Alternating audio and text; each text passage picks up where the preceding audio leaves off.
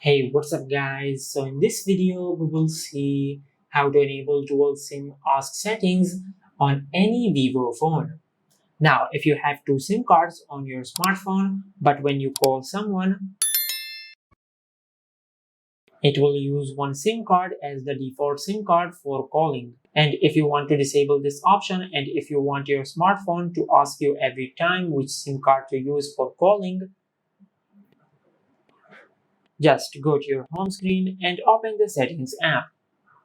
Now from here, just tap on SIM card and mobile network. Now from here, there is the option for calls.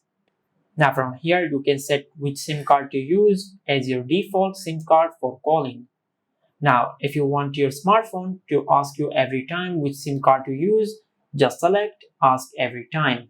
Now once you enable this option and if you want to call someone, it will ask you which SIM card to use for calling.